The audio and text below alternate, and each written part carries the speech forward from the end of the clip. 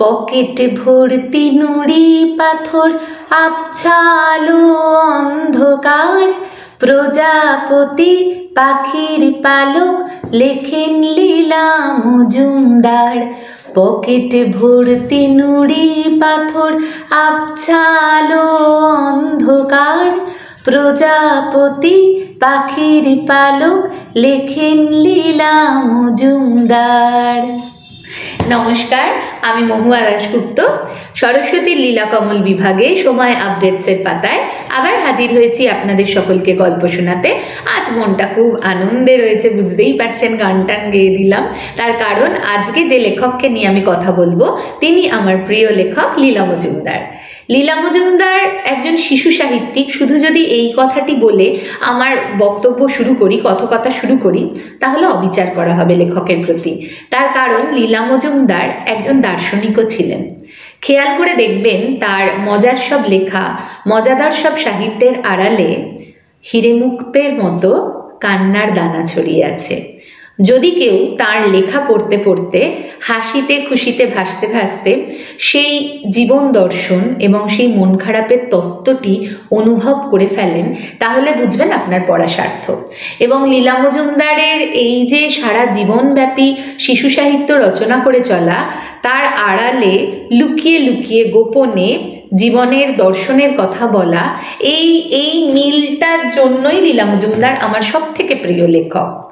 লীলা মজুমদার যে সময় লেখা শুরু করছেন, খুব কম মহিলা লেখকই তখন লিখছেন, কিন্তু লীলা মজুমদারের জীবনে একটি সুযোগ ছিল। তিনি তখনকার দিনের বিখ্যাত রায়বাড়ির মেয়ে ছিলেন। উপেন্দ্র কিশোর রায়চৌধুরীর ছোট ভাই প্রমোদারঞ্জন রায়ের মেয়ে তিনি, আদরের মেয়ে। আর সুকুমার রায়ের সঙ্গে তার সমসাময়িক সময়ে তার লেখা শুরু হচ্ছে। তার লেখাগুলি সন্দেশ পত্রিকার পাতাতেও প্রকাশিত হচ্ছে। পরবর্তীকালে সন্দেশ পত্রিকার সম্পাদনার সঙ্গেও তিনি যুক্ত ছিলেন। লেখাপড়ায় অসম্ভব ভালো। ইংরেজি সাহিত্যে স্নাতক এবং স্নাতকোত্তর পর্বে প্রথম শ্রেণীতে প্রথম হচ্ছেন, জগত্তারিণী পদক পাচ্ছেন। পরবর্তীকালে লীলা মজুমদার আরও অনেক পুরস্কার পাবেন, রবীন্দ্র পুরস্কার, দেশিকোত্তম পুরস্কার, আনন্দ পুরস্কার। আর তার সাহিত্যের ঝুলি ক্রমাগত ভরে উঠবে নতুন নতুন রত্নে। লীলা মজুমদার পড়তে বসেই আমার প্রথম যে উপন্যাসের কথা মনে হয় বকধার্মিক। লেপমুড়ি দিয়ে পড়তাম বকধার্মিক উপন্যাসটি। সেখানে পাহাড়ি এলাকার চুরির গল্প রয়েছে, মজাদার সব চুরি নিয়ে। একদম ভালো চুরি চোর ছিল তারা, সেরকম কিছু মানুষের ক্ষতি করতো না, কিন্তু তাদের পিছনে গোয়েন্দা লেগেছিল। বাড়িতে বাড়িতে আলোচনা হতো, সেই সময় বিভিন্ন অনুষ্ঠান হতো বিনোদনের উপায় হিসেবে। আর পাড়ার মাসিমা জেঠিমারা রান্না করতেন এবং মামা কাকা জ্যাঠারা রিহার্সাল দিতেন, ছোটরাও তাদের সঙ্গে অংশগ্রহণ করতেন। তারপরে মাচা বেঁধে অনুষ্ঠানও হতো। মনে পড়ে লাবণ্য দিদিমণির কথা, গায়ের রং মাখনের মতো কোমল। আর ওই হীরের ফুল বসানো যে সিঁদুর কৌটো, তার কথাও মনে পড়ে যায়। আর প্রদীপিসির বর্মী বাক্স, মণিমুক্তয়ে ঠাসা। আর কি আশ্চর্য উপায় প্রদীপিসির বর্মী বাক্সটির সন্ধান পাওয়া গেল, তাই না? লীলা মজুমদারের লেখায় অনেক ভালো ভূতেরা কিন্তু মাঝে মাঝেই পথভোলা পথিককে পথ দেখিয়ে দিয়েছে, ছোটদের শাসন করেছে, এবং তারা ঠিক মানুষেরই মতো। শীর্ষেন্দুর ভালো ভূতেদের নিয়ে আমরা অনেক কথা বলি, কিন্তু লীলা মজুমদারের ভালো ভূতেরা কিন্তু তার আগেই চলে এসেছিলেন। তাদের নিয়েও একটু গল্প হোক, তাদের নিয়েও একটু কথা বলা হোক। পাহাড়ি এলাকায় শৈশব কেটেছিল লীলা মজুমদারের। সাহেবী স্কুলে পড়তেন এবং প্রথমে তিনি রবীন্দ্রনাথকে চিনতেন না। রবীন্দ্রনাথের সঙ্গে তার পরিচয় পর্ব বলতে গিয়ে এক হাতে তুলে নিন আচার আর আরেক হাতে খেয়া কাব্যগ্রন্থ। কেন না, লীলা মজুমদারের বাড়িতে খেয়া কাব্যগ্রন্থ ছিল আর আচারের শিশিও ছিল। ছোট্ট লীলা আচার খাবেন বলে খেয়া কাব্যগ্রন্থ থেকে একটি পাতা ছিঁড়ে নিয়েছিলেন, তার মধ্যে আচার রেখে খাবেন বলে। তখন বড়দের বকুনির মধ্য দিয়ে তার প্রথম রবীন্দ্রনাথকে চেনা হয়। এরপরে তার সাহেবী স্কুলে যখন রবীন্দ্রনাথ ঠাকুর এলেন অতিথি হিসেবে, লীলা মজুমদারের মনে হয়েছিল তরুণ যিশু এসেছেন। পুরাতন ভৃত্য কবিতাটি তার কণ্ঠেই শুনেছিলেন তিনি, কিচ্ছু বোঝেননি।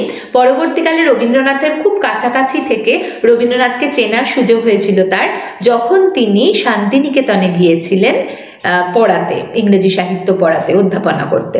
কিন্তু লীলা মজুমদারের অধ্যাপনা ভালো লাগেনি, পড়াতে ভালো লাগেনি, তার লিখতে ভালো লাগতো। তাই দুম করে শান্তিনিকেতন ত্যাগ করে তিনি আবার কলকাতায় ফিরে আসেন।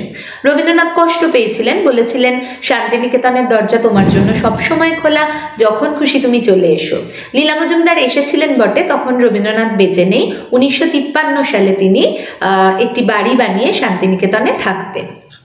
লীলা মজুমদার জীবনের অনেক সিদ্ধান্ত হঠাৎ করে নিয়েছেন এবং কোনো সিদ্ধান্ততেই তিনি ঠকেননি, শুধু কিছু মন খারাপ তার পিছন পিছন ধাওয়া করেছে। যেমন তার বিবাহের সিদ্ধান্ত, তিনি যে ডাক্তারবাবুকে বিয়ে করলেন বাবার অমতে, তো সেই সময় দাঁড়িয়ে প্রমোদা রঞ্জন আদরের মেয়ের মুখ দেখলেন না। 18টি বছর বেঁচে ছিলেন দুজনেই ছিলেন শহরের এদিকে ওদিকে, কিন্তু কেউ কারোর সঙ্গে দেখা করেননি। বাবা মেয়ের মধ্যে অভিমানের পাঁচিলটা এতটাই প্রবল ছিল। এবং ছোটদের সাহিত্য লিখছেন যে বাবার আদরের মেয়েটি, তার সঙ্গে বাবার আর কথা হয় না। এই কথা না হওয়াই কি মন খারাপ হয়ে লীলা মজুমদারের সাহিত্যে ইতিউতি ছড়িয়ে থাকতো? মনে হয়েছে কখনো কখনো। লীলা মজুমদারের সমস্ত লেখাই অসাধারণ, ভীষণ ভালো। তার মধ্যে হলদে পাখির পালক বিশেষভাবে প্রিয়। পাঠকদের জন্য, শ্রোতাদের জন্য হলদে পাখির পালক থেকে একটা ছোট্ট অংশ পড়ে শোনাই। বুকের মধ্যে খানিকটা জায়গা ফাঁকা হয়ে যায়, ফোঁপরা হয়ে যায়। দুনিয়াতে হরেক রকম ভালো জিনিস আছে, কিন্তু কিছু দিয়েই আর সে ফাঁকা ভরানো যায় না। বগি দাদা, ঘর ছেড়ে, ঘরের মানুষ ছেড়ে তাই বেরিয়ে পড়তে হয়। হলদে পাখির পালক উপন্যাসে লীলা মজুমদার যখন এমন কথা লিখলেন, তখন মনে হয় শিশু সাহিত্যিকের আড়াল থেকে মন কেমন করা কোনো একটি মেয়ে হয়তো উঁকি দিচ্ছেন। আর তার কষ্টের কথা তিনি লুকিয়ে থাকতে চেয়েছিলেন, কিন্তু সাহিত্য কখনো মিথ্যে বলে না।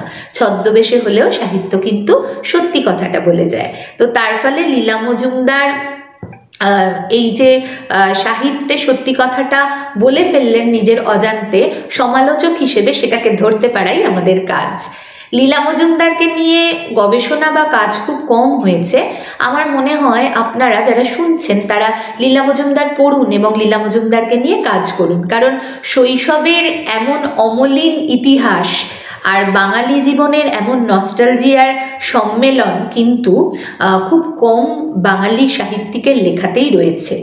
জানি না মহিলা সাহিত্যিক হিসেবে কিনা, তবুও সেই তুলনায় লীলা মজুমদার কিন্তু অনেকটাই জনপ্রিয়। অন্যান্য মহিলা সাহিত্যিকদের যে লড়াইটা করতে হয়েছে পারিবারিক সূত্রে, লীলা মজুমদারকে অন্তত সেই লড়াইটা করতে হয়নি। এবং লীলা মজুমদার অনেক রকম কাজ করেছেন, তার মধ্যে রবীন্দ্রনাথের সঙ্গে তার সাক্ষাতের দিনগুলি নিয়ে তিনি জোড়াসাঁকোর ঠাকুরবাড়ি বিষয়ে লেখা লিখেছেন, সেই লেখা অনুদিত হয়েছে। আর লীলা মজুমদারের না আশ্চর্য একটা মায়ার জগৎ, সেই মায়াবী জগৎটা আমাকে এখনো টেনে রাখে। যার গল্পের ভূতগুলো অদ্ভুত, মিষ্টি ভূতগুলো একটা করে নস্টালজিক ছবি তৈরি করেন। এবং পরবর্তীকালে রায়বাড়ির সেই মেয়েটির ম্যাজিক কলম জন্ম দেবে আশ্চর্য মজাদার সব চরিত্রের। তার মনের পাকদণ্ডিতে টুপ করে ঝরে পড়বে জীবন দর্শন। হাসি ও কান্নার মেলবন্ধনে তৈরি হবে আধুনিক রূপকথা। শিশু মনের রঙিন প্রজাপতি ডানা ঝাপটাবে, আর তার পাখায় পাখায় লেখা থাকবে লীলা মজুমদারের জাদুকরি অক্ষর। কি ভালো লাগছে তো মহিলা লেখকদের গল্প শুনতে আমার কণ্ঠে। এবং মহুয়ার কথা তো সময় আপডেটসের পাতায় চলবে। আপনারাও জানান যে আপনাদের ঠিক কী ধরনের লেখা ভালো লাগে। আপনাদের সাজেশন কিন্তু আমরা গ্রহণ করব এবং আমি অপেক্ষায় থাকছি আপনাদের মন্তব্যের, আপনাদের সমালোচনার, যাতে আমি আমার বলাকে আরও সমৃদ্ধ করতে পারি। তাহলে আর কি, লীলা মজুমদার পড়তে থাকুন, হাতে তুলে নিন শিশু সাহিত্য, খুঁজতে থাকুন তার মধ্যে বড়দের মনস্তত্ত্ব। আর সময় আপডেটসের চ্যানেলটিকে লাইক করুন, সাবস্ক্রাইব করুন, আর ভালো লাগলে শেয়ার করুন, আর অপেক্ষা করুন মহুয়ার কথকতার জন্য। আমি আবার হাজির হব অন্য কোনো দিন, অন্য কোনো সময়। আর ততক্ষণ পকেট ভর্তি নুড়ি পাথর, আমার সাথে আপনারাও গান গাইতে পারেন। আবছালো এ অন্ধকার, প্রজাপতি পাখির পালক, লেখেন লীলা মজুমদার। পকেট ভর্তি নুড়ি পাথর, আবছালো অন্ধকার, লা লা লা লা লা লা লা লা লা লা লা লা লা লা লা। নমস্কার, ভালো থাকবেন।